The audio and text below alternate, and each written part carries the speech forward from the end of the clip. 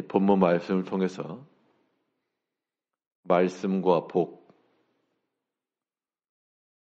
말씀과 복이라는 제목으로 하나님의 말씀을 증거하겠습니다.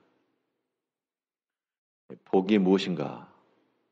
라고 하는 그 질문에 대한 답을 가지고 사람들이 살아갑니다. 이 땅에 있는 것으로 복을 생각하는 사람들은 부를 추구하고 수를 추구하며 명예를 추구하고 그게 복된 거니까 그것을 위해서 살아갑니다. 우리 신앙인들은 이 땅 가운데서 필요한 것들이 있을지라도 우리는 하나님 말씀을 복으로 여기는 사람들이 되어야 됩니다. 무엇이 복이며 무엇이 복이 아닌가? 오늘 본문에서 말씀하는 바는 하나님 말씀 듣는 것이 복이라는 겁니다. 그러므로 우리가 주 앞에 나올 때마다 복되신 주의 말씀을 듣고 복스러운 주의 규례와 그 훈계를 우리가 들을 때마다 우리 마음에 새기고 그 말씀대로 행하기를 힘써 행해야 됩니다. 오늘 본문에서는 모세를 통해서 예언하였던 그 말씀이 이제 성취가 되는 시점인데요. 이스라엘 온 백성들이 에발산과 그리심산에 서고 절반은 에발산에 서고 절반은 그리심산에 서고 그 가운데 세겜이라는 언약의 땅이 있었고요. 거기서 에발산에 있는 한 돌에 그 율법을 기록했습니다. 그리고 모든 백성들 앞에서 다 낭독을 했다.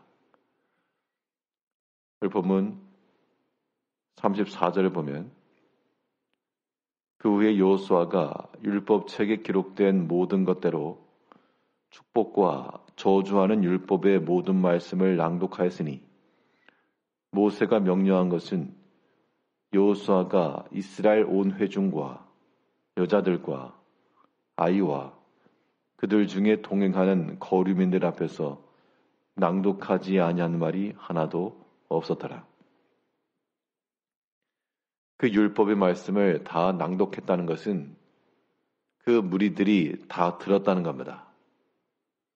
물론 그 들은 말씀을 다 겨울에서 그대로 순종한 사람은 아무도 없었을 것이나 그러나 그 중에는 그 들은 말씀을 마음에 새기고 그것을 귀히 여기고 자기 자신과 그 자녀들과 하나님 섬기는 예로서 그 말씀을 들었던 사람들이 있었을 것이고 또 그 중에는 그 말씀은 들었으나 그들이 그대로 실천할 의지도 없고 그것을 반대하던 사람도 없지 않았을 겁니다.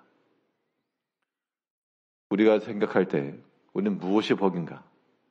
하나님 말씀이 낭독되고 선포되고 하는 그 자리에 우리가 서서 하나님의 말씀을 잘 듣고 그것으로 우리의 영적 양식을 삼으며 그것으로 우리의 모든 모난 신앙 인격들을 다듬어가고 하나님 말씀에 그런 능력이 있는 겁니다. 그런데 그 말씀을 우리가 듣지 않고 소유하지 않고 찾지 않으면 계속해서 우리 마음에 모난 것이 그대로 있고 정리가 안 되고 다듬어지지 못하며 그런 마음의 상태가 유지가 될 겁니다. 이제 우리가 이 땅 가운데서 그 무엇을 얻는 것보다 우리는 진리의 말씀 얻기를 힘쓰셔야 되겠고 예수님의 비유 가운데서 천국은 감추인 보화와 같다 그랬고 극히 값진 진주를 찾는 사람 같다 그랬습니다. 찾는 사람에게는 찾은 바 되고 또 귀를 열고 듣고자 하는 자들에게는 깨달아지는 것이 말씀의 원리입니다. 우리 마음속에 처음부터 그 말씀을 순종하고자 하는 마음을 가지고 찾으시고 내 삶 주변에 감춰놓으신 보호와 같은 말씀이 어디 있는고 그 말씀 발견하기를 힘써야 되겠습니다. 하나님의 말씀을 듣는 것이 우리 인생 가운데서 큰 축복이라면 그 반대로 그 말씀을 기억하지 못하고 잊는 것, 하나님의 말씀을 잊어가는 것은 큰 저주와 같다 그랬습니다. 오늘 본문에서 말하는 바는 여호와의 율법에는 축복의 말씀도 있고 저주의 말씀도 있었습니다. 34절 보면 그 후에 여호수아가 율법책에 기록된 모든 것대로 축복과 저주하는 율법의 모든 말씀을 낭독하였으니 축복을 하면 좋은데 왜 저주를 할까? 왜 저주라고 하는 것이 망해라 그런 뜻의 의미가 아니고 그 복된 길로 나가지 아니한 것은 저주라 그 얘기입니다. 하나님께서 명하신 그 축복의 말씀대로 따라가지 않는 것이 저주인 겁니다. 그러므로 하나님의 말씀을 듣고 그 말씀을 기억하며 그 말씀이 우리의 길이 되고 나의 모든 판단과 결정에 선택이 된다면 그런 것은 복된 것이 분명하지만 그렇지 못하는 경우 하나님의 말씀을 들었으나 기억하지 못하고 점점 잊어가는 것, 그것은 우리 삶 가운데 있는 큰 저주인 겁니다. 에발산의 그리심상 그랬는데 여기서 중요한 것은 이 율법의 말씀이 어디에서 기록되었는가라고 하는 겁니다. 위에 30절을 보게 되면 여호수아 8장 30절에서 그때 여호수아가 이스라엘의 하나님 여호와를 위하여 에발산에 한 제단을 쌓았으니 에발산에 제단을 쌓았고 거기에 한 돌을 두고 32절에서는 여호수아가 거기서 모세가 기록한 율법을 이스라엘 자손의 목전에서 그 돌에 기록하며 즉 에발산 위에 한 돌을 세우고 거기에 말씀을 기록했습니다. 그러니까 이 에발산에서 선포된 거죠. 축복과 저주의 말씀이 에발산에서 나타났습니다.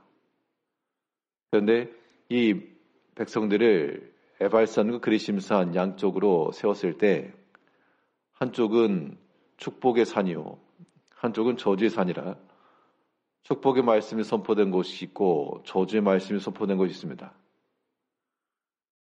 우리가 생각할 때는 하나님의 율법과 그 제단이 설치된 그 에발산에서 축복의 말씀이 선포되어야 될 것으로 이해하지만 실상 이 에발산은 저주가 선포되었고 그리심산에서 축복이 선포되었습니다. 그런데 이 에발산에 있는 제단, 이 율법을 기록한 돌이 그냥 돌이 아니고 이 모세에 의하면 모세가 명하기를 너희가 한 돌을 취하여 기록하되 그 위에 석회를 발라라. 석회를 바른다라고 하는 것은 시간이 지나면서 이 비에 맞고 바람이 지나면서 점점 이 풍화되어 가서 소멸되어 가는 겁니다. 결국 하나님의 말씀이 약해져 가고 희미해져 가고 가려져 가는 것, 그것이 큰 저주임을 상징으로 보여주는 겁니다. 우리가 항상 들을 수 있는 말씀이지만 우리가 듣지 않고 우리가 점점 잊혀져 가며 들은 말씀을 기억하지 못하고 도무지 기억이 나지 않는다.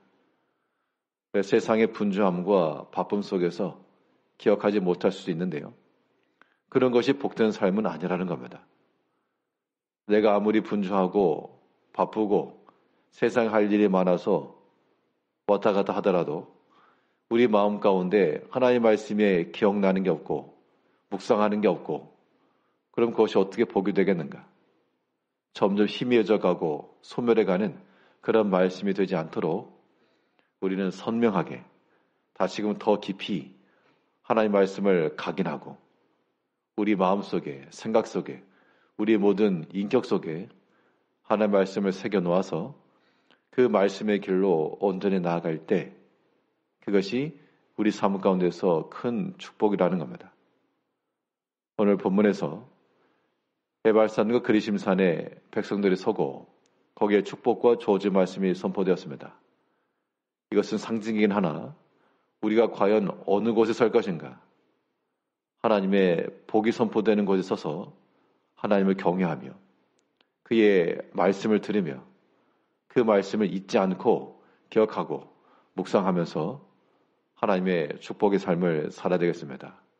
다른 것보다 오늘 하루 살아가면서 우리 들었던 말씀 기억하시고 천국의 복된 말씀을 기억하고 하나님이 감춰 놓으신 보화를 찾아내고 그런 마음을 가지고 하나님의 말씀으로 살아가시는 복된 성도님들의 삶이 되시기를 바라겠습니다. 기도하겠습니다.